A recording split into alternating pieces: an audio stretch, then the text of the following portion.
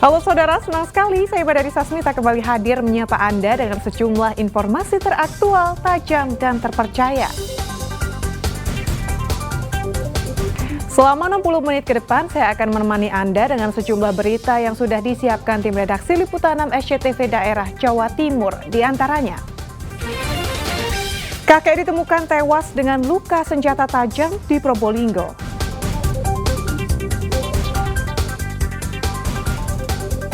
Tim Satgas Pangan Polres Malang menggerebek praktik ilegal pengemasan ulang minyak goreng curah. Serunya berwisata menelusuri jejak warisan bangsa Belgia di pinggiran kota Jember.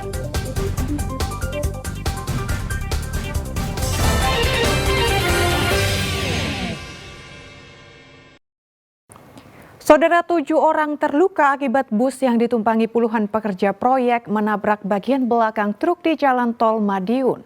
Seluruh korban luka dievakuasi ke rumah sakit setempat untuk mendapat perawatan medis.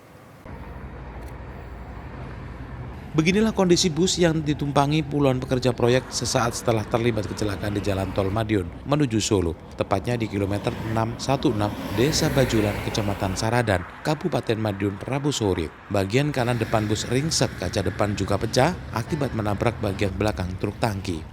Akibatnya 7 penumpang bus menderita luka berat dan ringan. Seluruh korban langsung dievakuasi ke Rumah Sakit Umum Daerah Caruban, Madiun. Roy Adriansa, salah satu penumpang selamat, mengatakan kecelakaan terjadi ketika bus bernopol W7376UP yang ditumpanginya mengangkut 53 pekerja proyek tujuan ke Jakarta, melaju dari arah Surabaya menuju Solo. Di lokasi kejadian, laju bus tiba-tiba oleng dan menabrak bagian belakang truk tangki yang dikemudikan Jumadi, 54 tahun, warga Banjarsari, Surakarta, yang saat itu berjalan di depannya. Ke Jakarta Utara. Acara apa, Pak? Acara kerja proyek. Terus? Ada rombongan sampai berapa ini? 53 orang nggak salah. Gitu. Ini kondisi Terus, berarti full ya bis ya? ada lebih sedikit lah. Gitu. Posisi dari acara Artimur ini ya. Artimur itu posisi tabrak tangki air kayak tadi.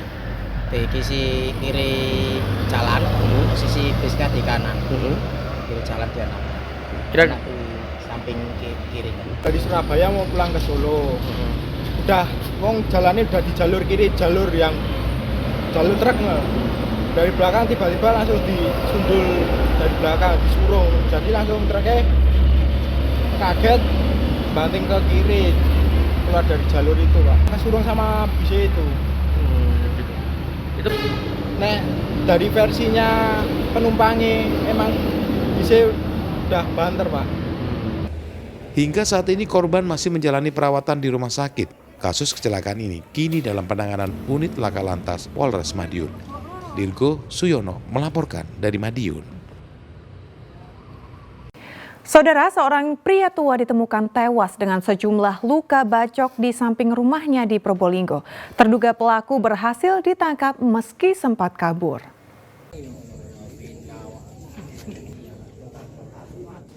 Warga desa Besuk, Kecamatan Bantaran, Kabupaten Probolinggo, Rabu malam digegerkan kematian Satap berusia 62 tahun di samping rumahnya. Korban diduga tewas dibunuh dengan sejumlah luka bacok akibat senjata tajam.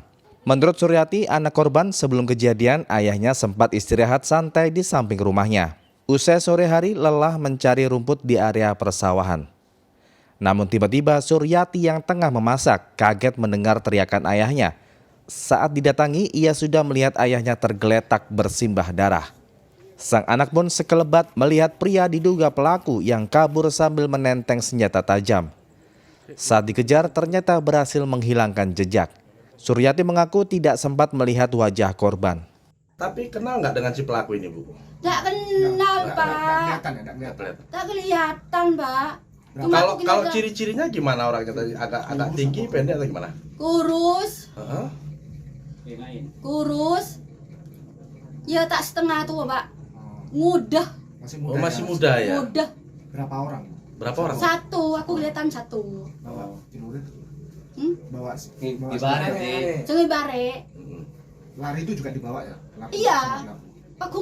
Pakun pegang ariknya itu. Oh, tarik ke bukan ya berarti? Ke sana. Utara ya? Ke utara. Berarti mutar dari depan ya, Bu ya? Nah, Si pelaku putar dari depan sini ya? Iya. Korban dibawa ke Rumah Sakit Umum Daerah Dr. Muhammad Soleh Probolinggo, sedangkan polisi menggelar olah tempat kejadian perkara.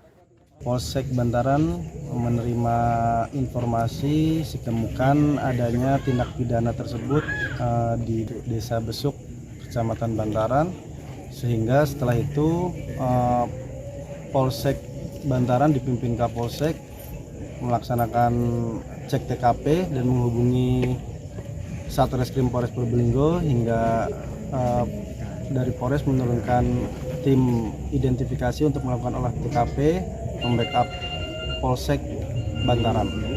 Rabu petang, polisi akhirnya meringkus pelaku. Dan di Arigafur melaporkan dari Probolinggo. Saudara, sempat buron selama seminggu, pelaku pembunuhan seorang nenek penjual pisang di Probolinggo akhirnya menyerahkan diri. Pada petugas, pelaku mengaku tega membunuh korban karena sakit hati dituduh mencuri pisang.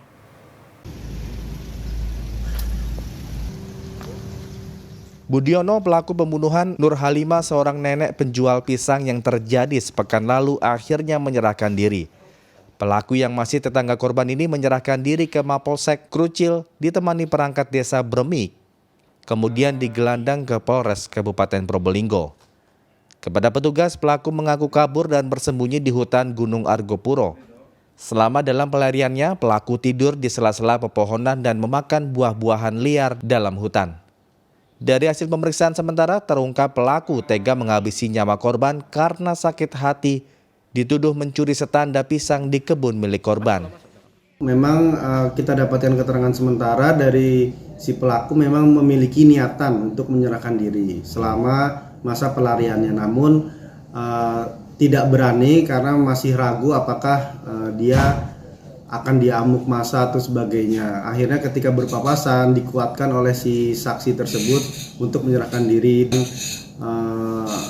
keterangan bahwa tidak akan diamuk ataupun adanya hal-hal yang bertentangan dengan hukum lainnya. Pemeriksaan masih sesuai dengan dugaan awal kita ketika awal kejadian di TKP, motifnya memang karena sakit hati. Atas perbuatannya, pelaku dijerat KUHP pasal 338 tentang pembunuhan biasa, atau 340 tentang pembunuhan berencana, atau 351 tentang penganiayaan berat dengan ancaman hukuman maksimal 20 tahun penjara. Warga Desa Bremi, Kecamatan Krucil, Kabupaten pada 5 Juni 2024 digegerkan dengan tewasnya Nur Halimah, seorang penjual pisang di rumah korban. Korban diduga dibunuh Budiono, 50 tahun, tetangganya sendiri dengan senjata tajam. Sebelum ditemukan tewas, korban sempat terlihat cekcok dengan pelaku diduga karena masalah pohon pisang. Dan Arigafur melaporkan dari Probolinggo. Tim Satgas Pangan Polres Malang menggerebek praktik ilegal pengemasan ulang minyak goreng curah. Informasi selengkapnya akan kami sajikan usai jeda berikut ini.